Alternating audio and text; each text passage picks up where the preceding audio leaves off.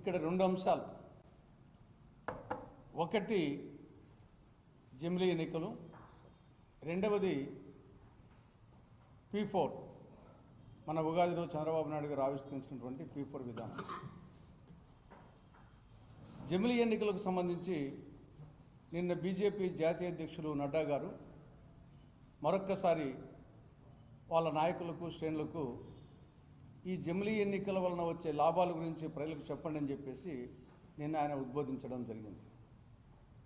Congress party పరంగా జమిలీ ఎన్నికలను నిర్ద్వందంగా వ్యతిరేకిస్తూ ఉంది.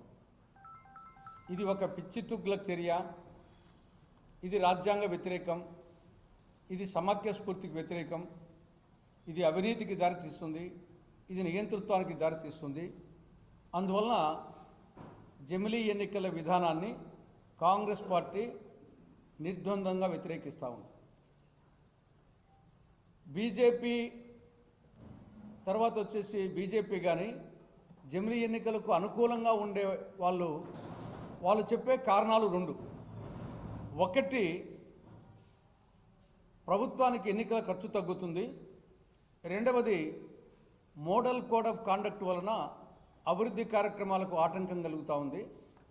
కాబట్టి జమిలీ ఎన్నికలైతే అభివృద్ధి పిటి ఉష తిన్న పరుగులు తీస్తుంది అని వాళ్ళు చెప్పే రెండు కారణాలు. ఆ రెండు కారణాలు కూడా ఏమాత్రము సహేతుకంగా లేవు. ఒకటి, ఖర్చు తీసుకుంటే కేంద్ర రాష్ట్ర బడ్జెట్లలో ఎన్నికల ఖర్చు 0.001%. కేంద్ర రాష్ట్రాల బడ్జెట్లో ఎన్నికల ఖర్చు తీసుకుంటే 0.001%. ఇన్సిగ్నిఫికెంట్. ప్రజాస్వామ్య పరిరక్షణ కోసం బడ్జెట్లో 0.001% ఖర్చు పెట్టడం అనేది ప్రజాస్వామ్యం కోసం అది ఖర్చు కిందనే లెక్క రాదు. ఇక రెండవది, మోడల్ కోడ్ ఆఫ్ కాండక్ట్ వలన అభివృద్ధి కార్యక్రమాలు నిలిచిపోతాయంటున్నారు. ఇది ఎలా ఉందంటే కొట్టంలో ఎలుక ఉందని కొట్టానికి అగ్గిపెట్టేట్టుంది. నిజంగా మోడల్ కోడ్ ఆఫ్ కాండక్ట్ వలన అభివృద్ధి కార్యక్రమాలు నిలిచిపోతూ ఉంటే ఆ డ్యూరేషన్ పరిధిని తగ్గించవచ్చు. దట్టు పాత పథకాలకు ఇబ్బంది ఏం లేదు. ఆల్రెడీ ఆన్గోయింగ్ పథకాలు కంటిన్యూ చేసుకోవచ్చు. ఏదైనా కొత్త పథకాలు ప్రారంభించాలంటే దాని ఎన్నికల కమిషన్ పర్మిషన్ తీసుకోవాలి. అంతే తప్ప మోడల్ కోడ్ ఆఫ్ కాండక్ట్ వలన అభివృద్ధి కార్యక్రమాలు నిలిచిపోతున్నాయని చెప్పడం అనేది ఇది ఏమాత్రం సమంజసం కాదు. ఇక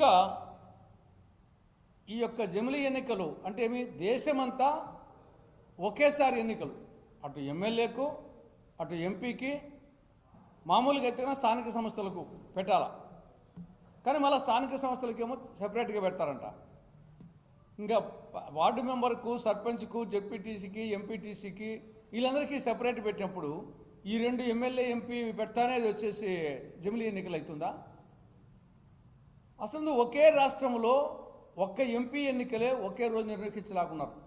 ఉత్తరప్రదేశ్లో 7 ఫేజ్లో ఎన్నికలు నిర్వహించారు. అంటే అమ్మకు అన్నం పెట్టని ప్రబుద్ధుడు పిన్నమ్మకు బంగారు గాలు చేస్తున్నట్లు ఒక రాష్ట్రంలో ఒక ఎన్నికను ఒక ఫేజ్లో నిర్వహించలేని ప్రభుత్వం దేశమంతా కాశ్మీర్ నుండి కన్యాకుమారి వరకు, కటక్ నుండి అటక్ వరకు 28 రాష్ట్రాలు, 8 కేంద్రపాలిత ప్రాంతాల్లో ఒకే రోజు నిర్వహిస్తుందంట ఎమ్మెల్యే ఎన్నికలు, ఎంపీ ఎన్నికలు. కాబట్టి ఇది ఆచరణ సాధ్యం కాదు. ఇది చేయాలంటే 5 రాజ్యాంగ సవరణలు చేయాలి. రాజ్యాంగ సవరణలు చేయాలంటే లోక్సభలో, రాజ్యసభలో 2/3 మెజారిటీ రావాలి. అది లేదు. ప్రస్తుతం లోక్సభ తీసుకుంటే 543 సభ్యులకు టోటల్ ఉంటే దానికి 2/3 మెజారిటీ కావాలంటే 362 కావాలి. కానీ ఎన్డీఏకు ఉండేది 293, 69 లోక్సభ సభ్యులు షార్టేజ్ ఉంది. కాబట్టి అక్కడ 2/3 మెజారిటీ రాదు. రాజ్యసభలో 245కు గాను 164 మంది ఉన్నారు. 164 కావాలి, 121 మంది ఉన్నారు. కాబట్టి అక్కడ 43 షార్టేజ్. కాబట్టి ఇది అసాధ్యము, ఇది ఆచరణ సాధ్యం కాదు, ఇది పిచ్చి తుగ్లక్ నిర్ణయం. కాబట్టి కాంగ్రెస్ పార్టీ దీన్ని టూత్ అనేది వ్యతిరేకిస్తూ ఉంది. ఇది జమిలీ ఎన్నికలకు సంబంధించి. ఇక రెండవది, మొన్న ఉగాది నాడు చంద్రబాబు నాయుడు ఒక గండికోట రహస్యం కనుక్కున్నాడు.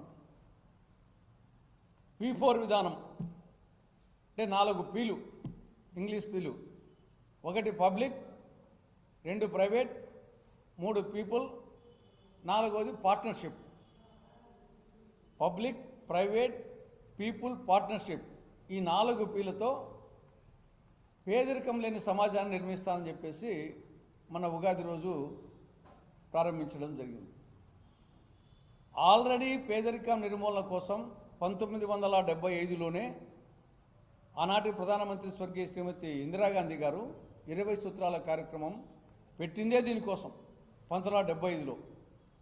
పర్యవసానంగా దాదాపు 65-70% బిలో పావర్టీ లైన్ నుండి దాదాపు 10% తగ్గింది దారిద్ర్యం. దాన్ని సమర్థవంతంగా నిర్వహిస్తే చాలు, కానీ దాన్ని గాలికి వదిలేశారు. ఇక రెండవది, ఆల్రెడీ కార్పొరేట్ సోషల్ రెస్పాన్సిబిలిటీ అనే ఒక స్కీమ్ ఉంది. అంటే పారిశ్రామికవేత్తలు కానీ కార్పొరేట్ శక్తులు కానీ వాళ్ళ యొక్క టర్నోవర్లో, వాళ్ళ ఆదాయంలో 2% సమాజం కోసం ఖర్చు పెట్టాలని అది ఆల్రెడీ ఉంది, కార్పొరేట్ సోషల్ రెస్పాన్సిబిలిటీని. దాన్ని సక్రమంగా నిర్వర్తిస్తే సరిపోతుంది. అది కాకుండా ఇప్పుడు ఈయన ఒకవైపు వచ్చేసి ధనికులంట, వీళ్ళ పేరు మార్గదర్శి, ఈ పక్క పేదలు, వీళ్ళకి వచ్చేసి బంగారు కుటుంబం. ఈ మార్గదర్శికి బంగారు కుటుంబానికి ప్రభుత్వము లింక్ చేస్తుందంట. ఈ యొక్క బంగారు కుటుంబాలను ఐడెంటిఫై చేసేది మళ్ళా ప్రభుత్వమే. కాబట్టి ఈ యొక్క సమాజంలో ఉండే 10% రిచ్ పీపుల్, సమాజంలో కింద ఉండే 20% పూర్ పీపుల్ను పైకి తేవడము దీన్ని